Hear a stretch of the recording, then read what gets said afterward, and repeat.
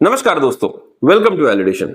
दोस्तों वैलिडेशन में आज मैं आपके लिए लाया हूं हायर पेंशन से रिलेटेड एक बहुत ही बढ़िया अपडेट।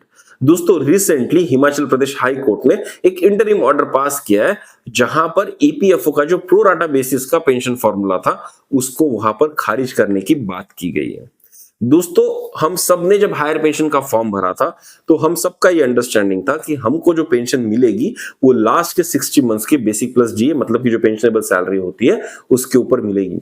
लेकिन जब ईपीएफओ ने अपना फाइनल फॉर्मूला बताया तो वो बताया प्रोराटा बेसिस पर, मतलब कि उन्होंने हमारे सर्विस पीरियड को दो हिस्सों में डिवाइड कर दिया था, 1 सितंबर 2014 के पहले और 1 सितंबर 2014 के बाद। और फॉर्मूले में पेंशनेबल सैलरी कुछ इस तरह से ली गई थी जिससे हायर पेंशन का जो अमाउंट था वो ड्रास्टिकली कम हो जा रहा था। और ये जो कम होने का प्रोपोर्शन था वो तकरीबन 15 से 20% हर महीने के ऊपर था, जो over the life span of a person लाखों में जा रहा था। और इससे सब लोग बहुत परेशान थे क्योंकि लोगों की जो उम्मीद थी सुप्रीम कोर्ट जजमेंट के बाद में वो यहां पर खारिज हो जा रही थी, वो यहां पर निराशा में बदल जा रही थी। और इसीलिए दोस्तों बहुत सारे लोग कोर्ट में गए थे। एक कोर्ट केस बचा गया था वीआर बालू का जो केरला हाईकोर्ट में चल रहा था, एक कोर्ट केस दोस्तों पंजाब और हरियाणा हाईकोर्ट में चल रहा था, और एक कोर्ट केस चल रहा था हिमाचल प्रदेश हाईकोर्ट में।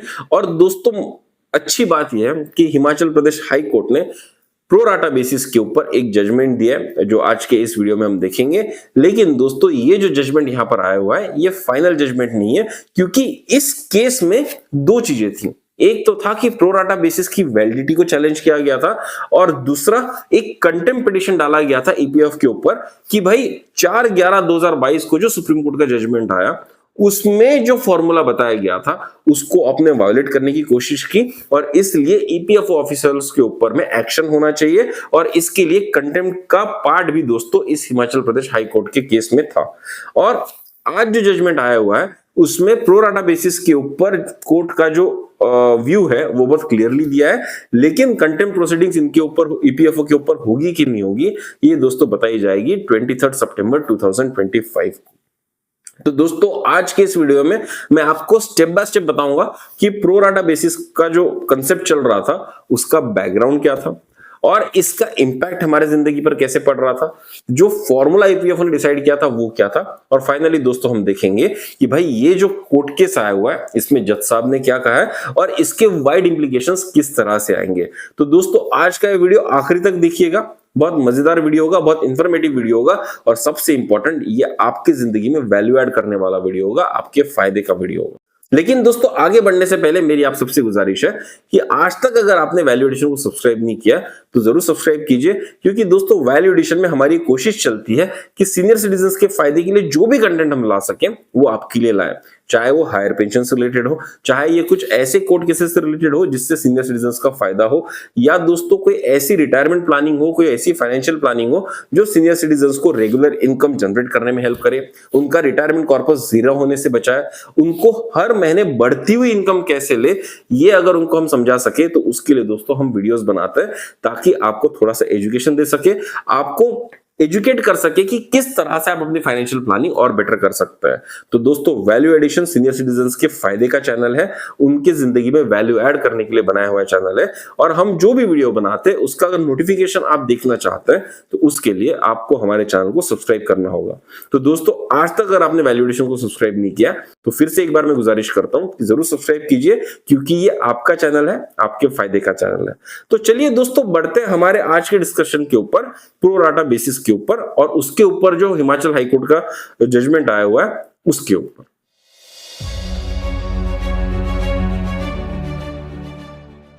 तो दोस्तों आगे बढ़ने से पहले सबसे पहले समझते हैं कि जो प्रो राटा बेसिस का जो बवाल था ये बवाल था क्या चीज।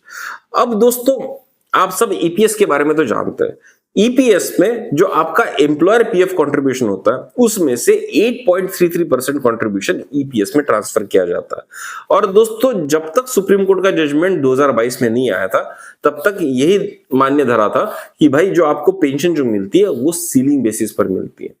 अब दोस्तों ईपीएफओ का जो पेंशन का फॉर्मूला था वो था pensionable salary into pensionable service divide by 70। अब इसमें जो पेंशनेबल सैलरी का एक कंसेप्ट है और पेंशनेबल सर्विस का कंसेप्ट है उसके ऊपर बात करेंगे। ईपीएस का जो ओरिजिन था वो था 16/11/1995 का, मतलब कि 16 नवंबर 1995 का। यहां से ईपीएस स्टार्ट हुई थी, उसके पहले फैमिली पेंशन स्कीम चलती थी। और दोस्तों इसमें जो ब्रेक पॉइंट्स है ये डिफरेंट डिफरेंट जगह पर आए हुए हैं। अब जब ईपीएस स्टार्ट हुई थी तब ये लिखा गया था ईपीएस एक्ट में कि आपका जो एम्प्लॉयर कंट्रीब्यूशन में जो पैसा जाने वाला है ईपीएस में 8.33%, वो एक सीलिंग के ऊपर नहीं जा सकता। अब इसकी जो पहली सीलिंग रखी गई थी वो रखी गई थी 5,000 रुपए। मतलब आपकी सैलरी ज्यादा भी हो, 10,000 हो, 20,000 हो, लेकिन फिर भी आप जो कंट्रीब्यूशन दे सकते हो वो सिर्फ और सिर्फ 5,000 रुपए के ऊपर ही दे सकते हैं ईपीएस में। ऐसा ईपीएस स्कीम में लिखा गया था। फिर कुछ समय बाद दोस्तों इसको बढ़ाकर 6,500 कर दिया, और कुछ समय बाद दोस्तों 2014 में 1 सितंबर 2014 में इसको 15,000 कर दिया। अब जब तक ये सीलिंग्स वैलिड थे तब तक उस सीलिंग के हिसाब से पैसा कटता था। जब तक 5,000 रुपए की सीलिंग वैलिड थी तब तक 8.33% ऑफ 5,000, मतलब कि 400 समथिंग रुपए होता था, वो आपकी ईपीएस कंट्रीब्यूशन में जाता था। जब 6,500 का सीलिंग था तो उसका 8.33% जाता था, और जब 15,000 की सीलिंग 2014 में लगी तब दोस्तों उसके हिसाब से 1,250 रुपए, मतलब कि 1250 रुपीज आपके ईपीएस अकाउंट्स में जमा होते थे। अब क्योंकि ये डिफरेंट डिफरेंट टाइम पे डिफरेंट डिफरेंट अमाउंट जमा हुआ है, तो पेंशन भी डिफरेंट डिफरेंट टाइम का उस टाइम के हिसाब से कैलकुलेट किया जाना चाहिए।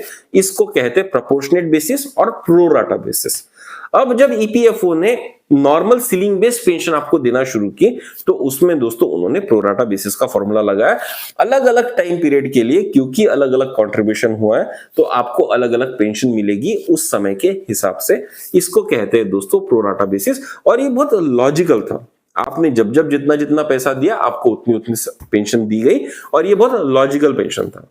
लेकिन दोस्तों अब यहां पर बवाल कहां पर आता है? बवाल आता है 4/11/2022 को, जब सुप्रीम कोर्ट ने 4 नवंबर 2022 को जजमेंट पास किया कि भाई अगर कोई एम्प्लॉय चाहे तो अपनी एक्चुअल बेसिक प्लस डी, मतलब जो भी उसकी पेंशनेबल सैलरी होती है उसके ऊपर कंट्रीब्यूट कर सकता है वो more than the ceiling amount. अगर सीलिंग 15,000 की है और किसी की अगर बेसिक प्लस डी 40,000 रुपए हो रही है तो 40,000 रुपए के ऊपर दोस्तों अपना कंट्रीब्यूशन दे सकता है। ऐसा सुप्रीम कोर्ट ने जजमेंट दिया। और यहां पर दोस्तों सुप्रीम कोर्ट ने यह भी माना कि जो पहले नॉर्मल पेंशनेबल सैलरी का जो प्रोराटा बेसिस का फॉर्मूला चल रहा था वो सही है, लेकिन जब आप हायर पेंशन के ऊपर पैसा देंगे तो हायर पेंशन के लिए आपको लास्ट के 60 मंथ्स का एवरेज लेना है। मतलब कि अगर कोई व्यक्ति 58 ईयर्स के एज में एग्जिट कर रहा है, समझ लीजिए वो साल होगा 2020। अगर कोई महाशय तरुण नाम के या वरुण नाम के जो महाशय है वो अगर अगस्त 2020 में एग्जिट कर रहा है तो भाई उनका वहां से लास्ट 60 मंथ्स का जो भी सैलरी होगा उसका एवरेज निकाला जाएगा और उसके हिसाब से उनकी पेंशनेबल सैलरी कैलकुलेट की जाएगी, ऐसा सुप्रीम कोर्ट ने अपने जजमेंट में कहा। लेकिन आगे जब बात बढ़ी, जब ईपीएफओ ने जॉइंट ऑप्शन फॉर्म लोगों से मंगवाया, लाखों लोगों ने फॉर्म भरे और जब पेंशन देने की बारी आई तो ईपीएफओ ने एक अपना ही पेंशन फॉर्मूला बनाया।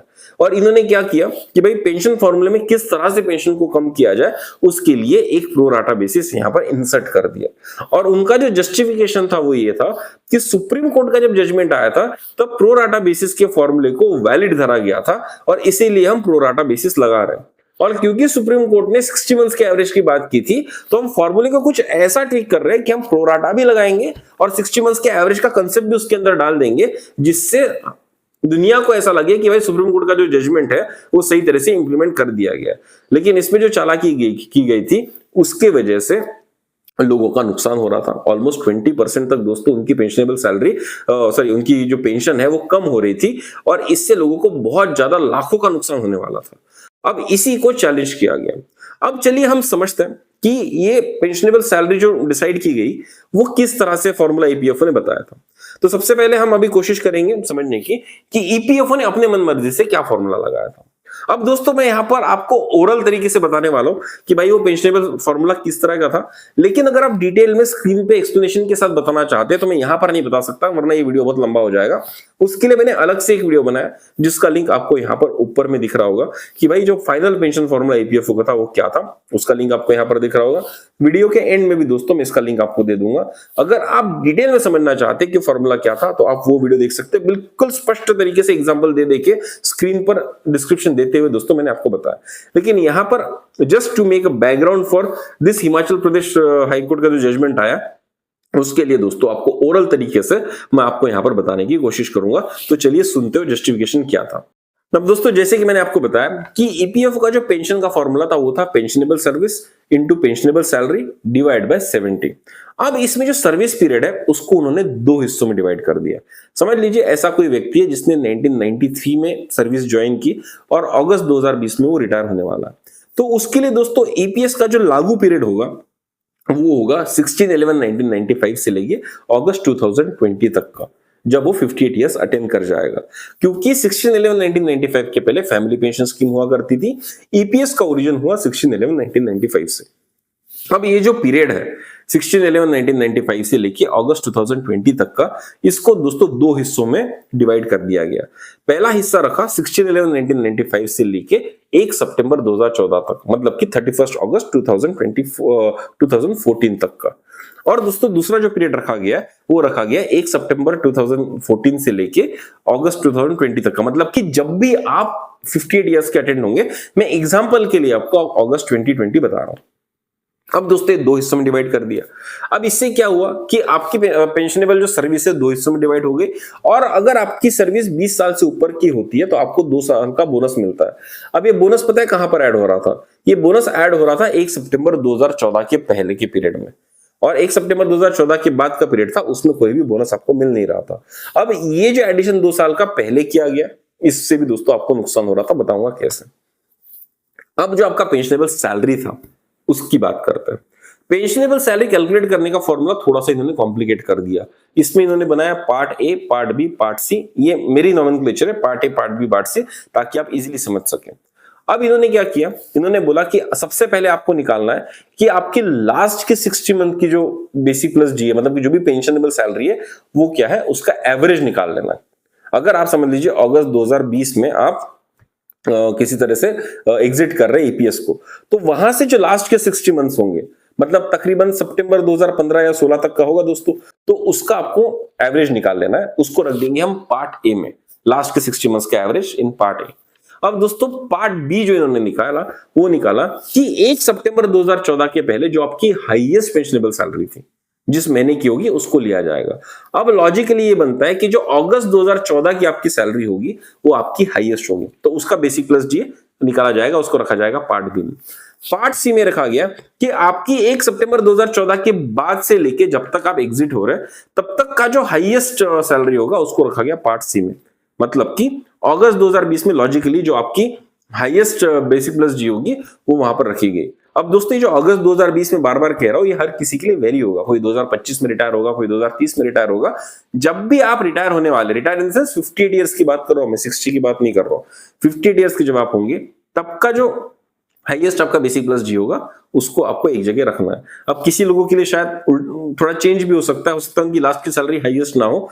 जो भी उनका हाईएस्ट होगा दोस्तों 1 सितंबर 2014 के बाद का, वो पार्ट सी में जाएगा। अब पेंशनेबल सैलरी दो अलग अलग पीरियड की अलग अलग निकलेगी।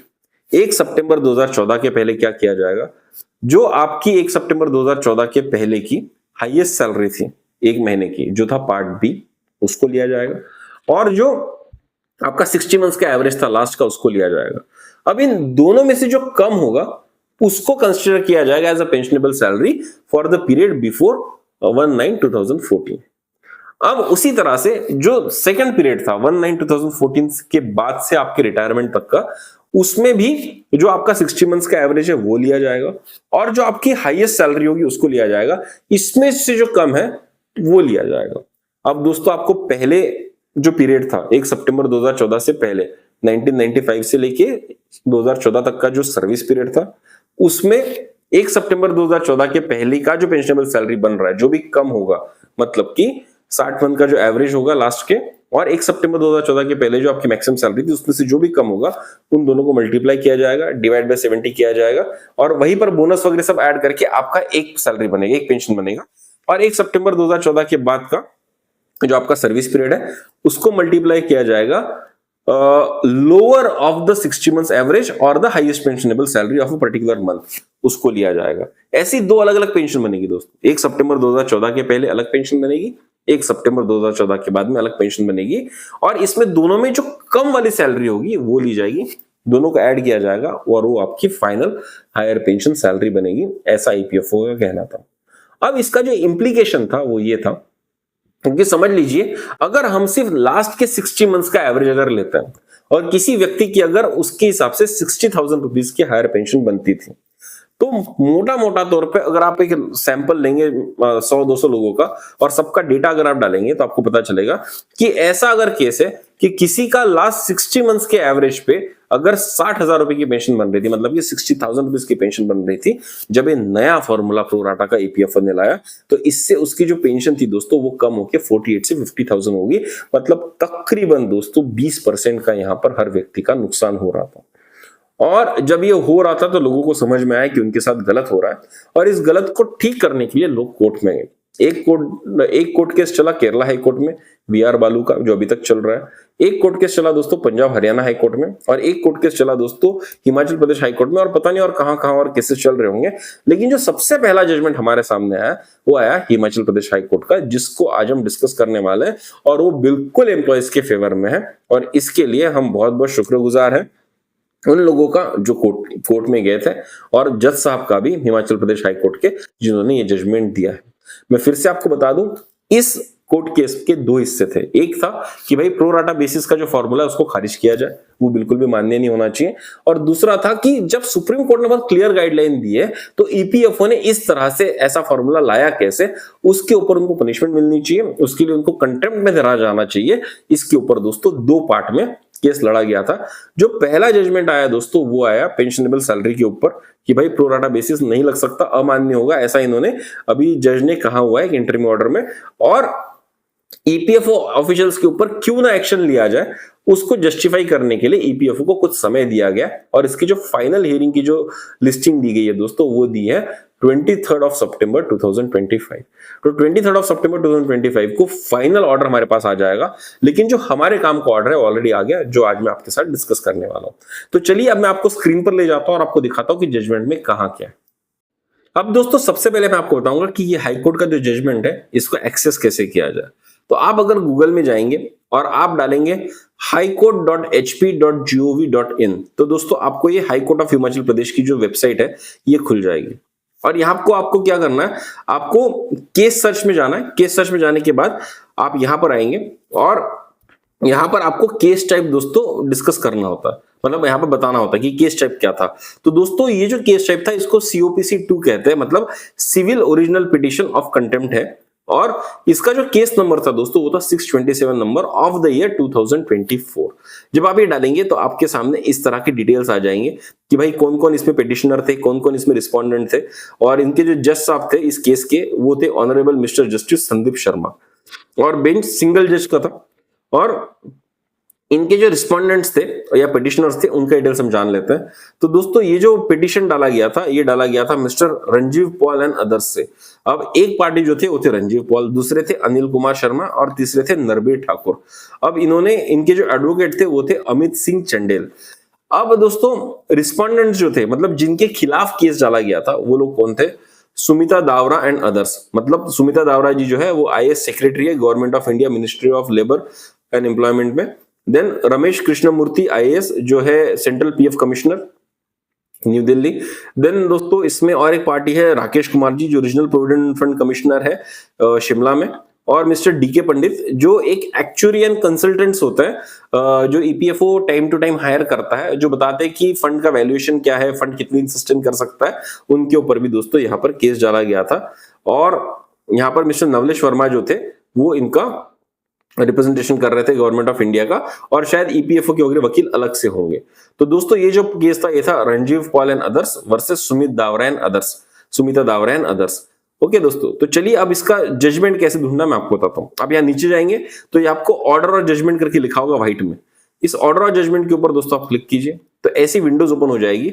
तो जब से दोस्तों ये कोर्ट केस लिस्ट हुआ था तो डिफरेंट टाइम पे डिफरेंट जजमेंट होंगे कि भाई इनको पेश करो, इनको इतने दिन का समय दिया जाता है, आपके ये वकील इस चीज के ऊपर ध्यान देते हैं। ऐसे हर हियरिंग में कुछ ना कुछ छोटा मोटा जजमेंट दिया जाता है, ऑर्डर दिया जाता है, जजमेंट नहीं बोलेंगे उसको, ऑर्डर दिया जाता है। अब दोस्तों ये जो ऑर्डर 9/9/2025 का है, मतलब कि 9 सितंबर 2025 का जो ऑर्डर है ये हमारे लिए काम का है। अगर आप इसको क्लिक करेंगे तो ये इस तरह से ओपन हो जाएगा, तो हम इसको पढ़ सकते हैं। अब ये जो एक इंटरिम ऑर्डर आया हुआ है, इसमें क्या जज साहब ने कहा हुआ है वो हम यहाँ पर डिस्कस करेंगे, और इसका जो फाइनल ऑर्डर 23 सितंबर 2025 को आएगा, तब मैं आपको डिटेल में पूरा पिटिशन क्या था, लोगों ने क्या क्या आर्गुमेंट दिए और कैसे फाइनल जजमेंट आया, जो लॉजिक रहता है जजमेंट का, वो भी दोस्तों मैं आपको बताऊंगा। बहुत इंटरेस्टिंग होता है कोर्ट केस का जो जजमेंट आता है, थोड़ा लंबा रहता है, लेकिन अगर आप उसको पढ़ेंगे तो आपको एक मोटा मोटा तौर पर आएगा कि किस तरह से हमारा जुडिशियल सिस्टम वर्क करता है और कितना इंटेलिजेंटली हर आर्गुमेंट को टैकल किया जाता है, और जज साहब किस तरह से उसका लॉजिक ढूंढते हैं। बहुत मजा आएगा आपको पढ़ने में। तो चलिए अभी देखते हैं कि आज का जो जजमेंट आया वो किस तरह से आया था।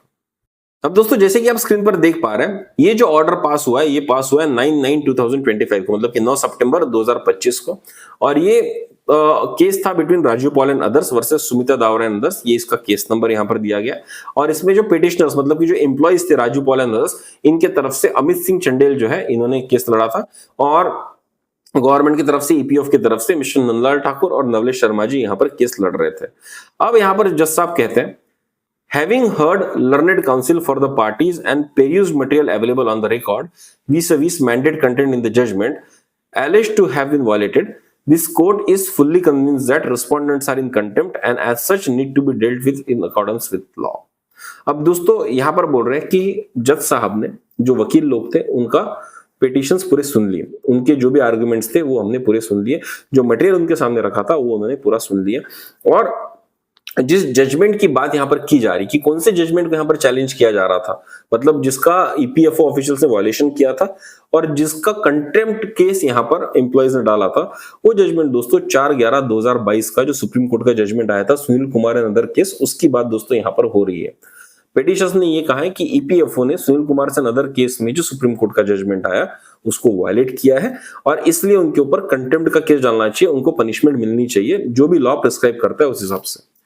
However, before passing any harsh order on the vehement request of Mr. Navlesh Verma, learned counsel for respondent number 2 to 4, matter is adjourned for 10 days, enabling respondents to do the needful strictly in terms of mandate contained in the judgment alleged to have been violated, failing which they shall remain present in the court to explain that why they be not punished for their having intentionally and willfully disobeyed the mandate contained in the judgment alleged to have been violated.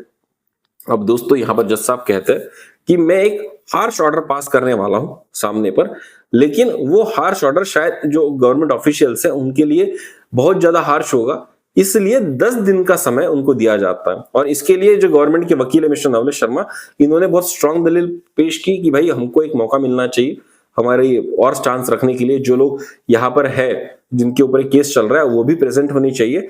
तो जज साहब ने कहा है कि before passing any order, कोई भी order pass करने से पहले मैं चाहता हूं कि आपको 10 दिन का समय दिया जाए, और 10 दिन बाद जब भी हियरिंग होगी, मतलब कि 23 सितंबर 2025 का डेट नीचे दिया गया है, जब लिस्टिंग होगी तब इन सारे लोगों को, जितने भी गवर्नमेंट ऑफिशियल्स है, मिनिस्टर ऑफ लेबर के, central PF commissioner, regional PF commissioners और जो एक्चुअरीज है, उन सबको यहाँ पर कोर्ट में आना पड़ेगा और ये बताना पड़ेगा कि क्यों आपको हार्श जजमेंट नहीं, क्यों आपको हार्श पनिशमेंट नहीं देनी चाहिए लॉ के हिसाब से।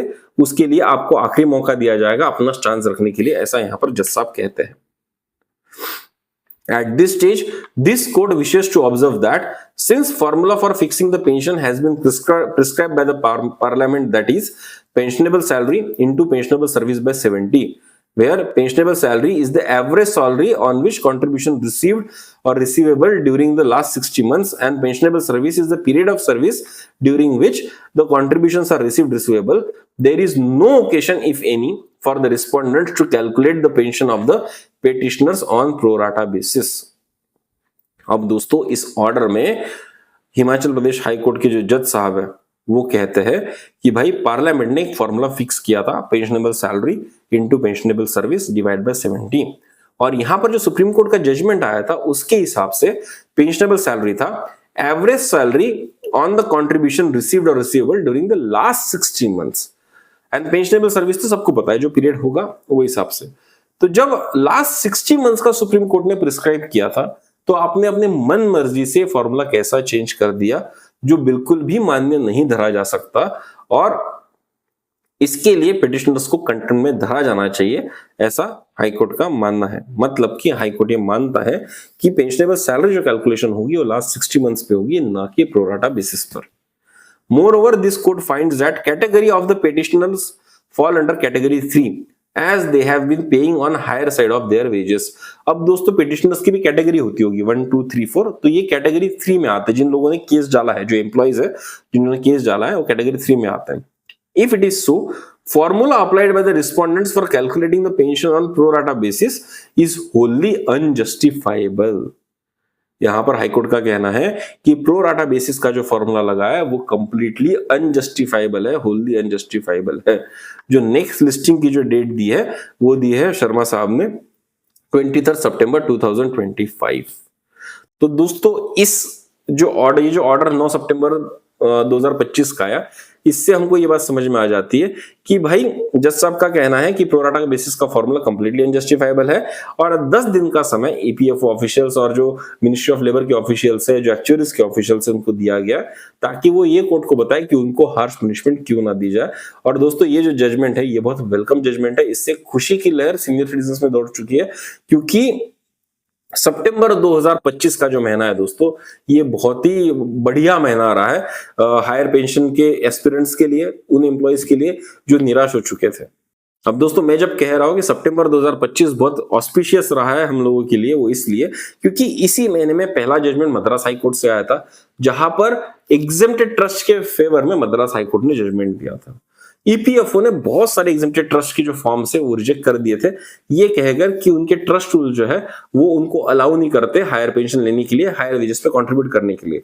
लेकिन मद्रास हाई कोर्ट ने पूरे से उस जो कंडीशन ईपीएफओ ने लगाई थी ट्रस्ट रूल की, उसको पूरी तरह से खारिज कर दिया है और बोला है कि भाई जजमेंट जो सुप्रीम कोर्ट का आया था वो सबको वैलिड है, exempted, non exempted, regular trust सबको वैलिड है और सबको हायर पेंशन मिलनी चाहिए।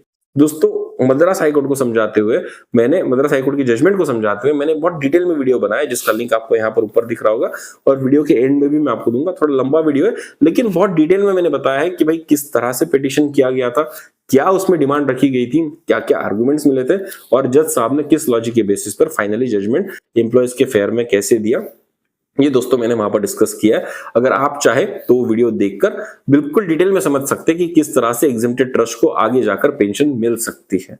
उसका वीडियो दोस्तों मैंने इस वीडियो के आखिरी में भी दिया है। दूसरा दोस्तों, अब ये एक जो जजमेंट आया हुआ है हिमाचल प्रदेश हाई कोर्ट से, ये दोस्तों पेंशन फॉर्मूला जो था उसको जस्टिफाई करता है कि भाई 60 मंथ्स की बेसिस पर मिलना चाहिए था एवरेज पर, ना कि प्रोराटा बेसिस पर। और ये भी एक बहुत बढ़िया खबर हायर पेंशन एस्पिरेंट्स के लिए आई है। मैं उम्मीद करता हूं कि ऐसे ही और सामने जाते हुए कुछ और क्लैरिफिकेशंस पेंडिंग है, जैसे कि क्लोज एस्टेब्लिशमेंट है उनका क्या होगा, जो मल्टीपल ट्रांसफर केसेस है उनका क्या होगा, ऐसे बहुत सारे दोस्तों केसेस अभी बाकी है, बहुत सारी कंडीशंस के ऊपर क्लैरिफिकेशन ईपीएफओ का बाकी है, वो भी जल्दी आएगा। अगर ईपीएफओ नहीं देगा तो कोर्ट के माध्यम से कोई ना कोई क्लैरिफिकेशन को लाएगा। और वैल्यूएशन में हमारी कोशिश रहेगी कि आपके सामने जो भी डेटा आता है उसको रखें, आपको आसान भाषा में उसको समझाकर बताएं और आपके जिंदगी में वैल्यू ऐड करने की कोशिश करें। दोस्तों मैं उम्मीद करता हूं आज का जो एक्सप्लेनेशन मैंने आपको दिया, जो बैकग्राउंड मैंने आपको प्रोराटा बेसिस का बताया, जो ईपीएफओ का जो प्रोराटा बेसिस का फॉर्मूला था वो समझाया और ये जो कोर्ट केस का जजमेंट है ये आपके सामने रखा, इससे आपको एक क्लैरिटी आई होगी कि भाई क्या चीजें चल रही थी और क्या अब आगे होगा, और इससे आपके जिंदगी में वैल्यू ऐड जरूर हुआ होगा, ऐसी मेरी उम्मीद है। अगर दोस्तों आपको ये वीडियो पसंद आया तो मुझको कमेंट बॉक्स में कमेंट करके जरूर बताइएगा। अगर आपको लगता है कि मैंने कोई टॉपिक छोड़ दिया वो भी दोस्तों आप कमेंट बॉक्स में बता सकते हैं। अगर आपको लगता है कि किसी और टॉपिक पे डिस्कशन होना चाहिए तो वो भी दोस्तों आप मुझे बताइए कमेंट बॉक्स में। मैं कोशिश करूंगा कि उसके ऊपर स्टडी करूं, रिसर्च करूं और आपके सामने पुख्ता तौर पर एग्जाम्पल देके कोई ऐसा जस्टिफिकेशन लाऊं जो आपकी क्वेरी को सॉल्व कर सके। अब दोस्तों जब मैं बोल रहा हूं कि अगर आप कोई टॉपिक सुनना चाहते हैं तो सिर्फ हायर पेंशन से रिलेटेड नहीं, आप कोई और टॉपिक भी चाहते हैं तो वो भी आप दोस्तों कमेंट बॉक्स में बता सकते हैं।